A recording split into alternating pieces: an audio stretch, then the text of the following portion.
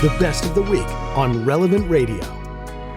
Lauren is in Africa. She's in Uganda as we speak. And I pointed out the last hour, nearly 50% of children with Down syndrome are born with a congenital heart defect, and many will require surgery to survive. You're the founder and executive director of Hearts of Joy International.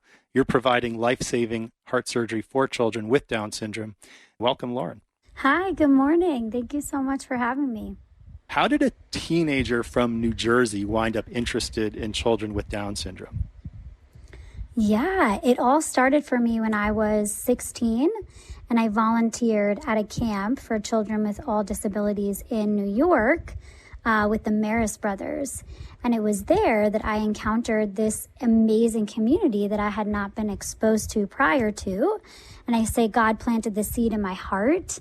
But it was really one camper specifically, a little boy with Down syndrome, and he just stole my heart. He was just so free in who he was. You know, when you're in high school, you care about what people think about you, or, you know, what school you're going to for college, or what you're wearing, you know, the little things that don't matter. But these children, they just saw my heart, and they just loved you unconditionally. And that was something I had never encountered before. It was really profound for me. And I said, there's something really special about the way that God fashioned the hearts of these children with Down syndrome. And I want to strive to be more like them. I want to love people more freely with no conditions, and just treat everybody equally. And I feel that that's the way that God sees us. We're the ones that put those parameters or those, boundaries on each other, but they're just so pure and free in the way that they love. And it was so, just inspiring to me. We're talking with Lauren Costabile. She's the founder and executive director of Hearts of Joy International. So you had this little boy influence you in the fashion you did. If you were to break that down into just a handful of key moments or key steps, how you got to doing what you're doing now, so that we can then get into, well, what are you doing now? Yeah, I think it started for me with camp. I mean, unintentionally, or I think subconsciously it started when I was born, or with my life. But I didn't discover that till later on, what God wanted to do with that.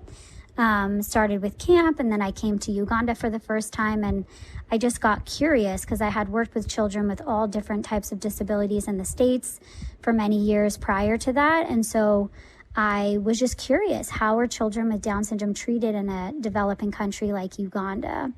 And that curiosity led me to meet a little girl who had Down syndrome and needed a heart surgery. And then I went to Uganda, met this little baby, and I realized she needed a heart surgery. And so God took me on this wild journey, and it ended up helping her and another child receive that care. But it wasn't an easy process. I started a GoFundMe. I raised money online, and then I planned for those two babies to receive the surgery in Uganda. I didn't know much about the healthcare system at that point. I was very much learning, and I will humble myself and say that. But I really felt God tell me, help her to the first baby. And he didn't really give me a roadmap. It was just more of an act of obedience, of prayer, and really co-creating with him for what that path looked like. But him kind of just telling me day by day, this is the next step, and then me following. If you have an additional disability or condition, I mean, there are thousands of children on that list that have congenital heart disease, and there are very few doctors. They have one operating room in a country for 54 million people. So at the time, I didn't fully understand, but now, since working here for so many years, they just were overloaded. We have Alyssa on the line from Missouri. And, she's a mother of a child with Down syndrome. So, Alyssa, welcome to the conversation. You're talking with Lauren Costabile. Hi, good morning. Thanks for taking my call. Great hearing from you. Thanks for joining in. So I will be honest, this is the first time I've ever listened to your show, Mark, and I don't know what prompted me to turn it on this morning. But I turned on right when you were giving the prompt about people with Down syndrome and heart conditions and such.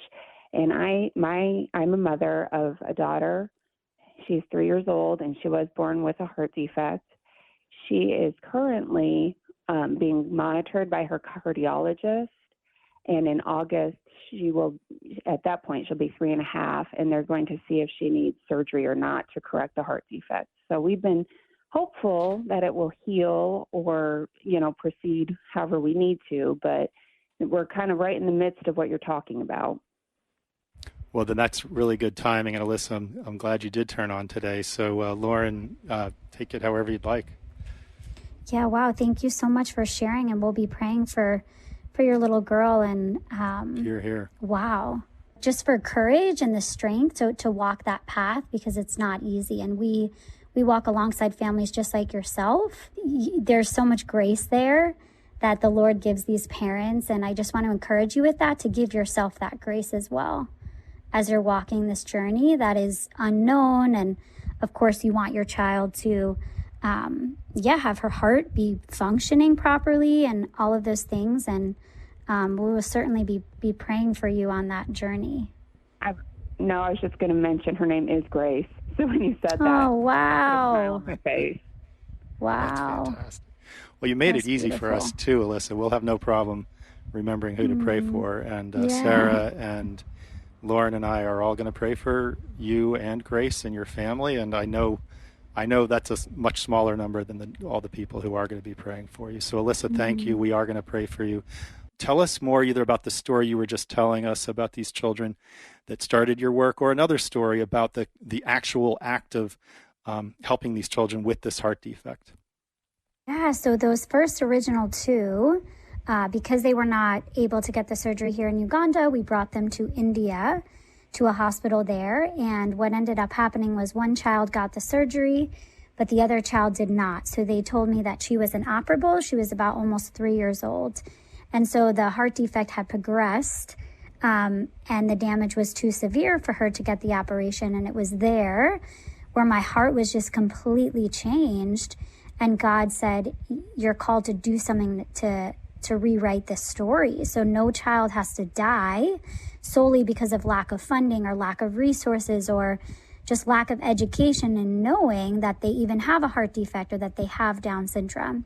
And so that's what inspired me to start the organization. And, we provide surgery, but our goal is to end the stigma in these countries. And the way that we do that is by educating communities, families about the dignity and the value of these children, the gift that they are, as well as educating healthcare professionals and collaborating with different doctors and teams in the Philippines and India and in Uganda, and just really, showing the world the gift of these children with Down syndrome and walking alongside these families in their hardest moments. Talk to us a little bit about a particular family, community. Just give us a kind of a more of a sense of that experience of kind of awakening, refreshment, so to speak, in families' lives as you do your work. Sure.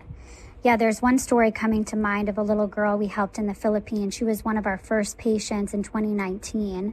She was having a lot of issues before the surgery. They have to do blood tests and all these things. And we did about 6 kids at the same time or within the span of a few days. And she just kept testing irregular for her blood. And so we weren't sure what happened. So the parents were devastated because she couldn't get the surgery like everyone else. Because, these things come up and happen and it's always something. And so we're all praying and just continuing to support this family no matter what the outcome is. And then several days later, her blood is okay and she tests well enough to get the procedure. She gets the surgery. The doctors tell us, because they do another blood sample after, that they actually discovered that this little girl had leukemia as well. They told us if she did not get her heart healed when she did, they would have never discovered the cancer and she would have never withheld the chemo. She would have died. And so that was one of those crazy God moments that, wow, it's so much bigger than even just healing the heart. This girl is 7 years old now, completely cancer-free, going to school. She's walking, talking, doing all the things, learned how to ride a bike. And it's just, these are real children's lives. It's not just a photo. I know every single child personally that we've helped, every single family. And yeah, it's overwhelming when I think about it, because that's just one story. And I love to share that because it just shows the healing power of God. And that was just a really incredible, just experience with that particular family. And those parents are, so wonderful. My question is one for all of us. It's for me. It's for parents. It's for grandparents. And I'll start with the sacraments. Talk to us a little bit about the role the sacraments place in your life, or that they have in your life, and how that affects your conduct, on a mission like you're on today in Uganda, and when you're on those occasions you're back in the U.S.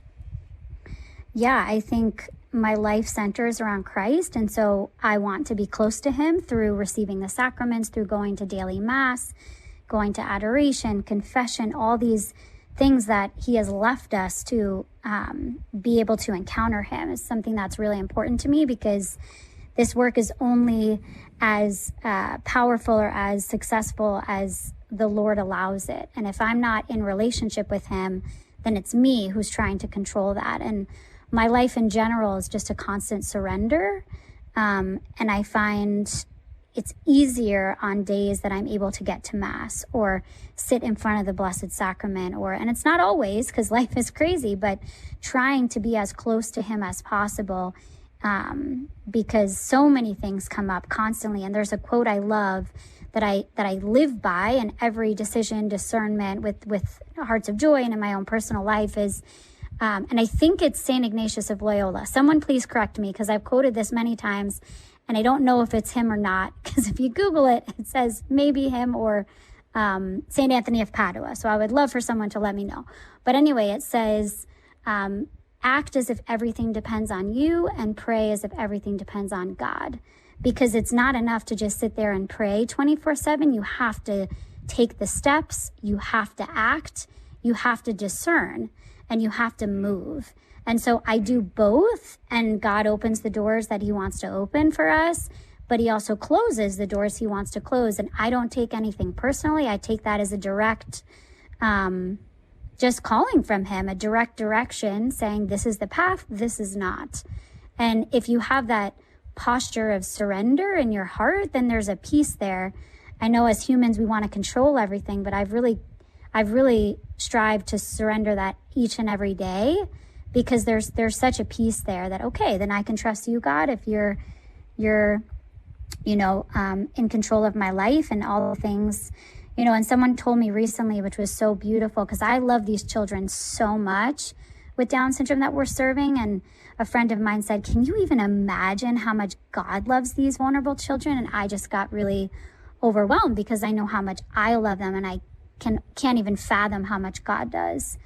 Beautiful. It's just such a beautiful thing to think about. It must be because I have Italy. We were just talking with Ashley Nerona, who's in Italy. So I've now given you the nickname Pia.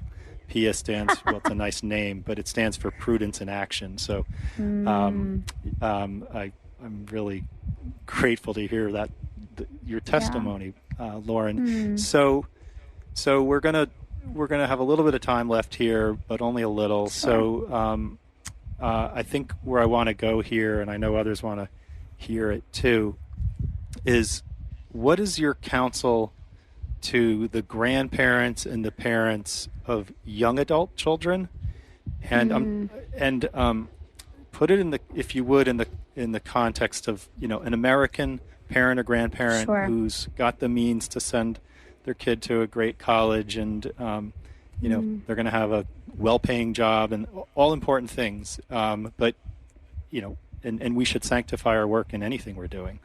But what is your counsel to those parents and grandparents of young adult children? Yeah, I would say instilling that faith in that young adult, and not just in practice, but in that relationship with the Lord, that person, and emphasizing that personal daily relationship with the Lord, and that daily communication. Something that Hearts of Joy does is like school presentations where we educate students. It's one of my favorite things to do, because the young mind is so impressionable. And I think if someone told me that at that age, at 15, 16, hey, you have gifts, you have talents that God has given only you. And there's something that you're called to do with that, to serve the world, to make a difference. I think that would have really impacted me. Obviously, God had a different plan for my life, but I really enjoy speaking to young people because they don't know that. And I don't know if that's society or the pressures of the culture or what it is, or social media or comparison, but like the uniqueness that we have, I think emphasizing that with young people, and that God gifted them with things that are specific to them, and how amazing that we're all different in that way. What I'm doing is different than what you're doing or what that young person is doing. But if we do that with God and co-create with him, like the possibilities are endless, and the miracles that he wants to do, and us being a part of that. I think that would be my advice to parents, is really emphasizing that with their child, that you have something to do here that the Lord wants to partner with you on, and how exciting and amazing. That was the Best of the Week on Relevant Radio. The best way to listen to the Best of the Week is on the Relevant Radio app. Free and always free. Download and share the #1 free Catholic app today in the App Store.